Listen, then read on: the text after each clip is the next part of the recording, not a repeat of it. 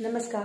BEd second year third paper. और आज हम लोग बात करेंगे कि शून्य अस्वीकृति की मार्ग की बाधाएं, उसकी चर्चा हम लोगों ने की थी। आज हम लोग बात करेंगे कि शून्य अस्वीकृति हो उसके लिए हमें क्या क्या उपाय करने हैं, उसके अंदर शिक्षक अपनी भूमिका किस प्रकार निभा सकता है, अभिभावकों को क्या करना होगा और जो प्रधानाचार्य है वो क्या कर सकता है, उसके बारे में हम लोग चर्चा करेंगे। कि जैसे कि शून्य अस्वीकृति की हम बात करते हैं तो बिल्कुल मना नहीं करना। जैसे कि कोई बच्चा प्रवेश लेने आ रहा है तो उसको अस्वीकार नहीं किया जाए।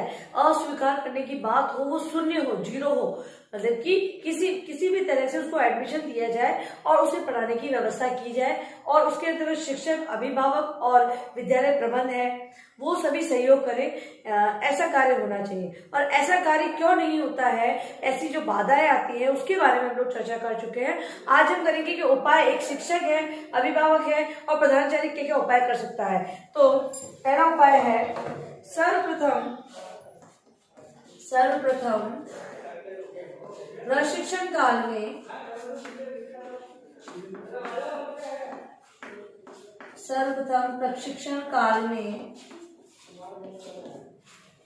प्रशिक्षण काल में ही शिक्षकों को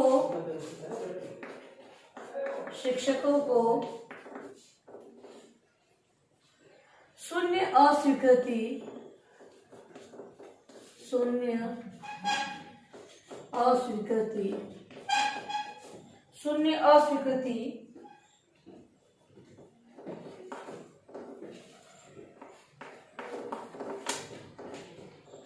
अस्वीकृति के दर्शन का सामान्य ज्ञान दिया जाना चाहिए। देखिए, पहला उपाय ये बताया गया है कि प्रशिक्षण काल में जब एक शिक्षक जो प्री सर्विस, जो सेवा पूर्व अध्यापक है, जो बीएड कर रहा है, उसे जो शून्य अस्वीकृति के बारे में पूर्व में ही सूचना दे दी जानी चाहिए कि वो किस प्रकार से जो प्रवेश की अगर हम बात करें उदाहरण के तौर पे, तो किस प्रकार वो प्रवेश से मना न करे कोई भी, तो उसके बारे में किस प्रकार कार्य कर सकता है। तो शून्य अस्वीकृति के बारे में सामान्य दर्शन एक अध्यापक को करवा देना चाहिए कि कैसी भी स्थिति हो, किसी भी प्रकार का बालक हो, उसे प्रवेश देने से मना नहीं किया जाए। इस प्रकार की शिक्षा प्रशिक्षण काल में दी जानी चाहिए। दूसरा उपाय है शिक्षकों को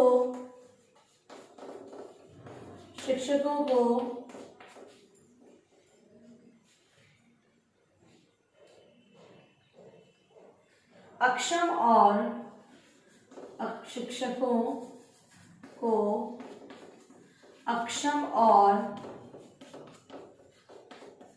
अपवंचित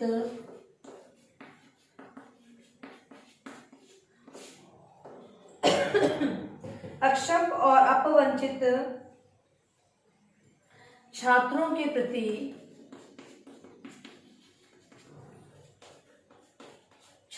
प्रति संवेदनशीलता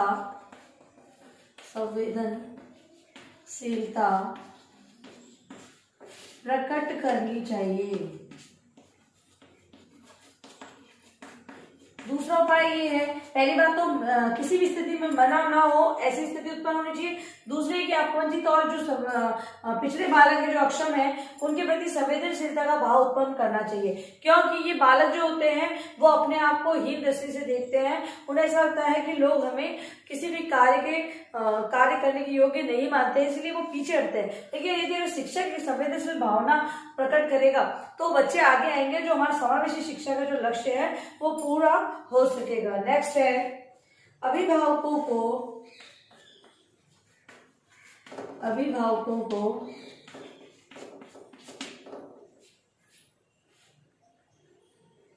अक्षम और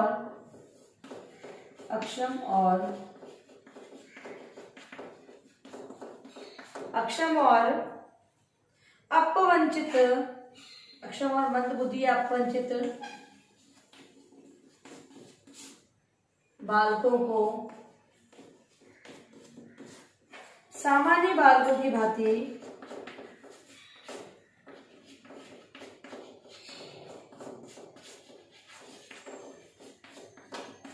शिक्षा उपलब्ध करवानी चाहिए।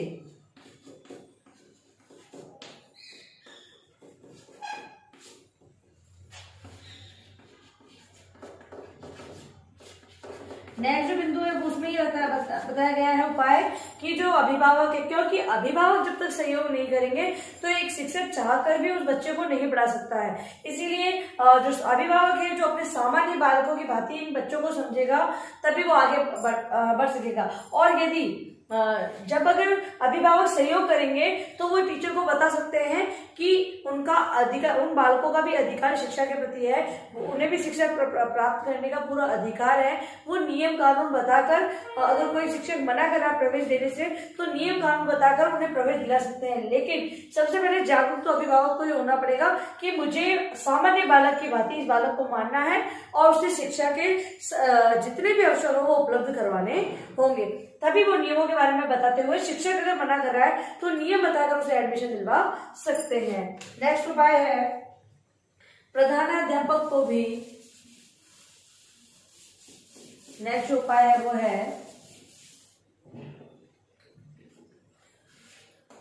प्रधानाध्यापक को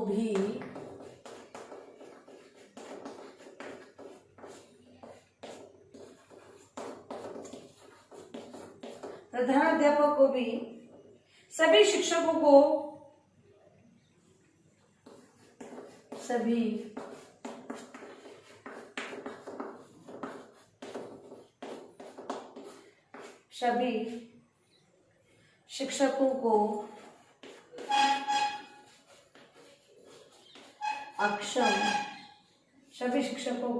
अक्षम अपवंचित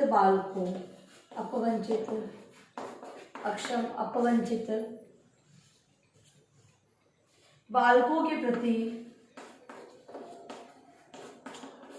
सहानुभूति व्यक्त करनी चाहिए।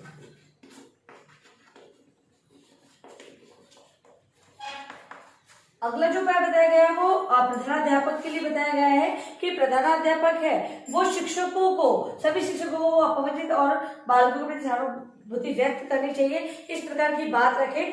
और अगर प्रधानाचार्य अगर बाउंड कर देता है कि आपको उनसे किस प्रकार का व्यवहार करना है तो अध्यापक उसी प्रकार का व्यवहार उन बालकों से करेंगे। इसलिए बताया गया है कि एक उपाय ये भी है कि प्रधानाध्यापक है वो भी अपना सहयोग दें और शिक्षकों को आगे करें कि इन बच्चों के प्रति वो सहानुभूतिपूर्ण व्यवहार व्यक्त करें।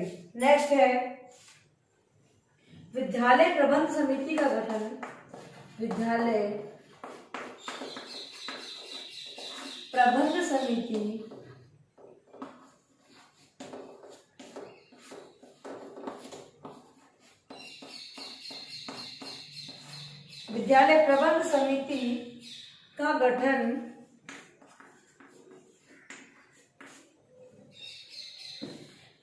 प्रबंध समिति का गठन करते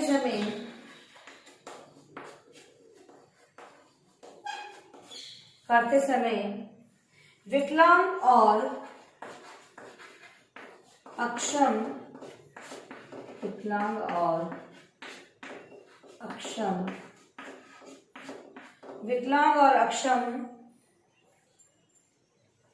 बालकों के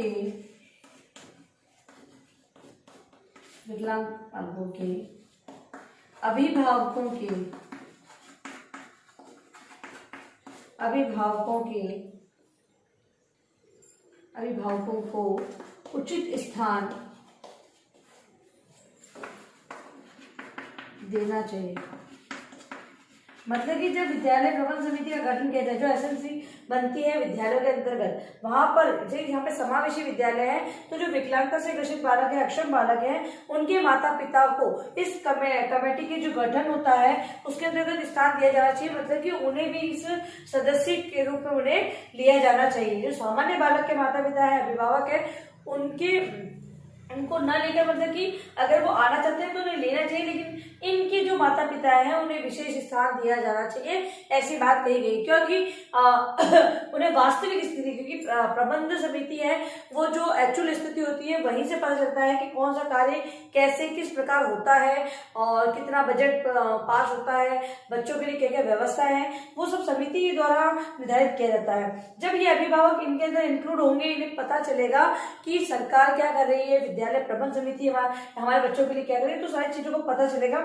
इसीलिए एक उपाय ये भी माना गया है कि प्रबंध समिति को क्या करना चाहिए, जब गठन किया जाए तो अभिभावकों को उचित स्थान इसमें दिया जाना चाहिए। नेक्स्ट है विद्यालय प्रबंध समिति। विद्यालय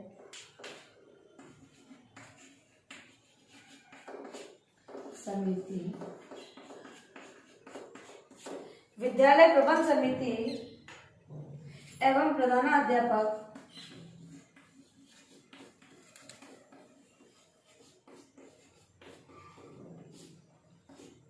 विद्यालय प्रबंध समिति एवं प्रधानाध्यापक को सामुदायिक सहयोग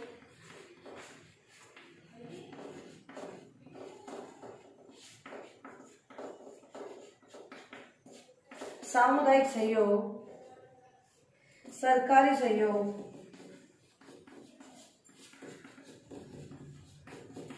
सरकारी सहयोग, इसके अलावा स्वयंसेवी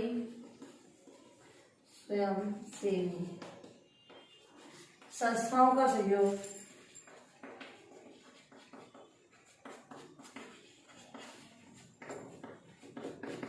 स्वयंसेवी संस्थाओं का सहयोग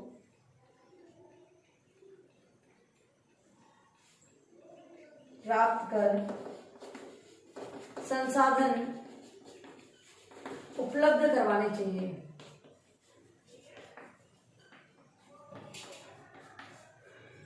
देखिए अगली बात ये कही गई है कि जो विद्यालय प्रबंध समिति, इसमें इनको लिया जाएगा और विद्यालय प्रबंध समिति और प्रधानाध्यापक को सरकारी सहयोग हो या कोई स्वयंसेवी संस्थानों के सहयोग द्वारा इन बालकों के लिए जो संसाधन होते हैं, जैसे कि अंधों के जो बालक अंधे हैं उनके लिए ब्रेल लिपि द्वारा पढ़ाया जाता है, लेकिन वो इंस्ट्रूमेंट वगैरह है वो भी उपलब्ध करवाने चाहिए। इनके लिए किताबें अलग होती है पढ़ाने की, तो वो सारी चीजें उपलब्ध कराना। इसके अलावा अगर मान लो कोई आंशिक उसको प्रॉब्लम है नेत्र की, तो उसके लिए अलग डिजिटल वाले जो प्रोजेक्टर वगैरह होते हैं उनकी व्यवस्था करना। तो ये जो सारे संसाधन है, भौतिक और मानवीय संसाधन दोनों की व्यवस्था स्वयंसेवी संस्थाओं द्वारा, सरकारी द्वारा और सामुदायिक सहयोग द्वारा, मतलब कि समुदाय आसपास का जो समुदाय समाज है उनके सहयोग से इनके लिए संसाधन उपलब्ध करवाने चाहिए। नेक्स्ट है इसी के अंतर्गत विद्यालय व्यवस्था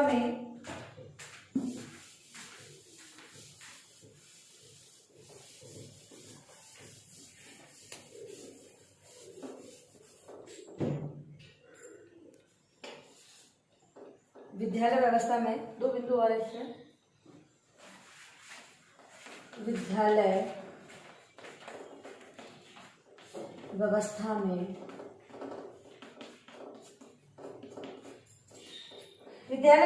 में शिक्षकों द्वारा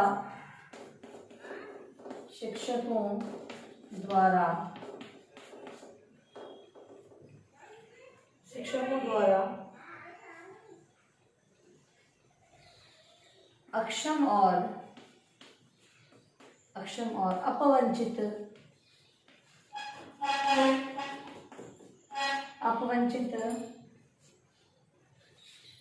बालकों के अधिगम स्तर एवं रुचिपूर्ण शिक्षण का कार्य करना चाहिए। अब अगला उपाय ये बताया गया है कि जो अध्यापक है, जो शिक्षक है, वो इन बालकों के लिए अधिगम स्तर उच्च हो, अधिगम स्तर कैसा हो, उच्च हो, ऐसी और रुचिपूर्ण शिक्षण का कार्य हो, ऐसी व्यवस्था करेगा। तब इन बालकों के जो प्रवेश की हम बात कर रहे हैं, जो समावेशी शिक्षा की बात कर रहे हैं, वो हो पाएगी। तो अगला उपाय ये बताया गया है। लास्ट उपाय है प्रधानाध्यापक, अभिभावक का सकारात्मक दृष्टिकोण। अगली बात ये बताई गई है कि जो अभिभावक है, प्रधानाध्यापक है, वो इन बालकों के प्रति सकारात्मक दृष्टिकोण रखेंगे, तभी ये बालक आगे बढ़ पाएंगे। तो ये सारे उपाय करते हुए हम शून्य अस्वीकृति जो हम करना चाहते हैं वो कर सकते हैं। शून्य अस्वीकृति से ये बालक हैं वो आगे बढ़ सकते हैं। नेक्स्ट है जो हमारा टॉपिक है वो है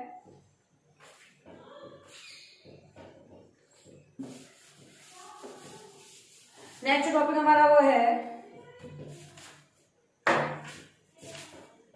आधारभूत संरचना के लिए, आधारभूत संरचना के लिए, आधारभूत संरचना के लिए बाधा रहित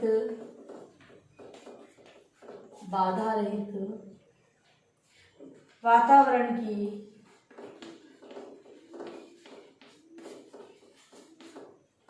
सुगम पहुंच।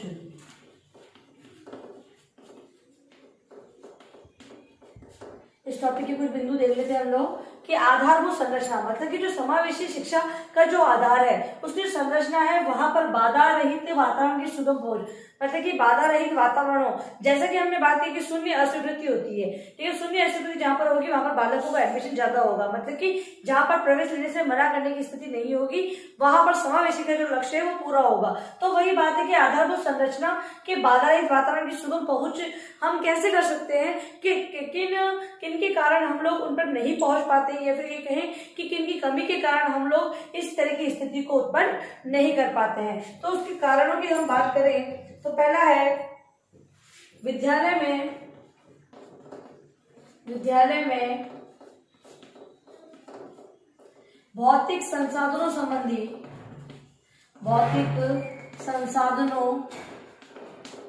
संबंधी बाधाएं। पहली समस्या ये आती है कि भौतिक संसाधनों के अंदर जैसे पानी है, जल है, विद्युत है, इसकी व्यवस्था की बात, तो ये सारी व्यवस्थाएं नहीं हो पाती है, तभी जो आधारभूत संरचना है वहां पर बाधा उत्पन्न होती है। ठीक है, जब इन चीजों की व्यवस्था एक विद्यालय में कर दी जाएगी तो जो अक्षम अपवंचित बालक है उन्हें शिक्षा के प्रति रुचि उत्पन्न होगी, क्योंकि जब ऐसी सुविधाएं नहीं होती है, बालकों को एडमिशन तो दे दिया जाता है। जहां पर अब समावेशी विद्यालय की अगर हम बात कर रहे हैं तो समावेशी विद्यालय के अंदर सामान्य और विशेष बालक दोनों पढ़ेंगे। तो अब भौतिक संसाधन हम ले रहे हैं तो कुछ बालक, सभी बालक जो होंगे वहां पर अक्षम जो बालक होंगे वो अलग अलग तरह की विकलांगता से ग्रसित वगैरह बालक होंगे, तो उनके लिए व्यवस्था भी उसी प्रकार की होनी चाहिए। जिन्हें गत्यात्मक बाधा है, जो चलने फिरने में दिक्कत है, उन बालकों के लिए चेयर अलग से लगानी होगी, टेबल की व्यवस्था अलग से करनी होगी। तो हर विद्यालय में ऐसी सुविधा उपलब्ध हो ऐसा संभव नहीं है। भाई सहयोग तो ले सकते हैं सभी का, लेकिन सहयोग लेते लेते भी समय लग जाएगा, क्योंकि सरकार है उन्हें पहले ये नहीं पता है कि हमें यहाँ पर ये सारी सुविधा उपलब्ध करवानी है। सरकार कुछ हद तक वो सुविधा उपलब्ध करवा सकती है, मतलब कि एक बार विद्यालय खुल जाए, वहां पर प्रवेश हो जाए, उसके बाद वो सारे संसाधन उपलब्ध होते हैं। तो संसाधनों संबंधी जो बाधाएं हैं उसके कारण सुगम पहुंच तक हम, मतलब कि आसानी से हमारा जो समावेशी शिक्षा का लक्ष्य है उस तक नहीं पहुंच पाते हैं। दूसरी बात है सामुदायिक सहयोग संबंधी बाधाएं।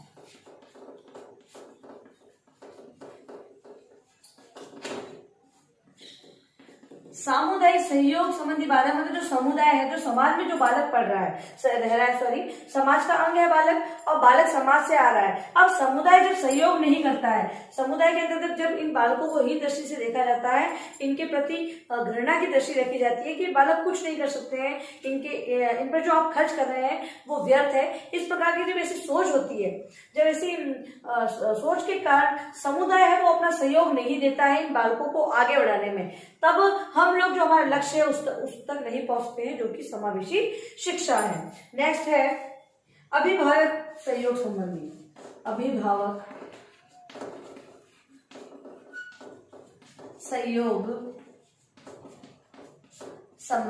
बाधाएं। अभिभावक सहयोग अब माता पिता यदि अगर परमिशन नहीं दे रहे हैं तो कोई भी अध्यापक बालक को पढ़ा नहीं सकता है। तो अभिभावकों की सहयोग की कमी के कारण वो समझते हैं कि हम इतना पैसा इनमें खर्च करें, उतना पैसा हम अपने सामान्य बालक में खर्च करेंगे, या फिर उसे वो यही सोच बना लेते हैं कि बच्चे कुछ नहीं कर पाएंगे। तो इस सोच के कारण भी बाधाएं उत्पन्न होती है। तो अभिभावकों का सहयोग है वो होना जरूरी है। फिर है दार्शनिक विचारधारा। दार्शनिक विचारधारा।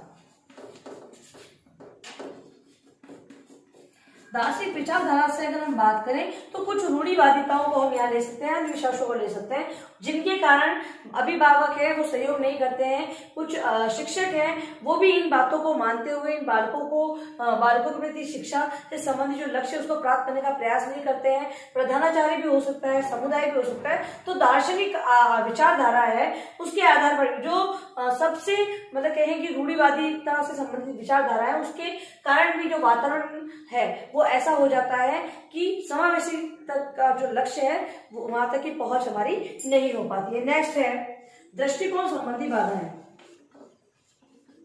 दृष्टिकोण संबंधी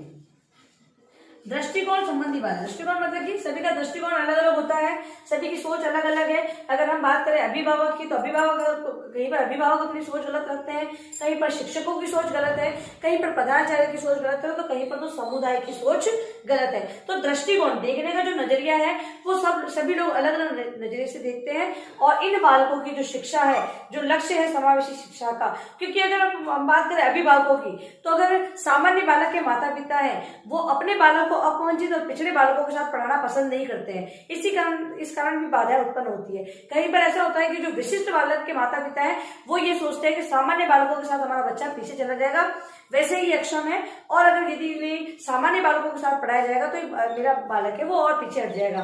तो इस प्रकार की सोच हो सकती है। शिक्षक है उन्हें अतिरिक्त कार्य करना पड़ता है। सामान्य बालकों के लिए केवल एक वो पाठ्य योजना तैयार करता है और पढ़ा देता है, लेकिन विशिष्ट बालकों के लिए क्योंकि वो धीरे सीख रहा है तो उसे कक्षा के सभी बालकों के साथ उसे लेकर चलना होता है। तो ये दिक्कतें आती है क्योंकि अतिरिक्त कार्यभार, कोई भी शिक्षक है वो वेतन अतिरिक्त जरूर ले सकता है, लेकिन वो कार्यभार बढ़ाने की बात आती है तब वो खुद भी उन्हें दिक्कतों का सामना करना पड़ता है। ये कहें कि वो अतिरिक्त कार्य को करना नहीं चाहते हैं, तब ये समस्या आती है। प्रधानाचार्य हैं वो अपने विद्यालय का जो स्तर है वो मतलब जो मेरिट में आना वगैरह जो चीजें होती है उनसे पीछे हटने के कारण वो ये करता है, क्योंकि शिक्षक जब उन बालकों पर अतिरिक्त कार्य करेंगे तो वो सामान्य बालकों की तरफ ध्यान नहीं दे पाएंगे, यानी प्रतिभाशाली बालक है जो उनके विद्यालय के उनकी तरफ वो ध्यान नहीं दे पाते हैं। इस प्रकार की समस्या के कारण भी ये चीजें देखी जाती है। दृष्टिकोण की हम बात करें तो अलग अलग व्यक्तियों के अलग अलग दृष्टिकोण होते हैं, उसके कारण भी ये समस्या उत्पन्न होती है। अब आप लिखिए अपना गृहकार्य प्रश्न।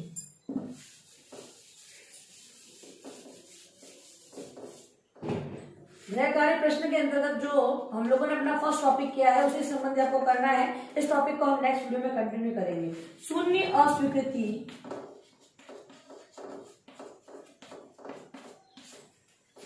मार्ग की शून्य अस्वीकृति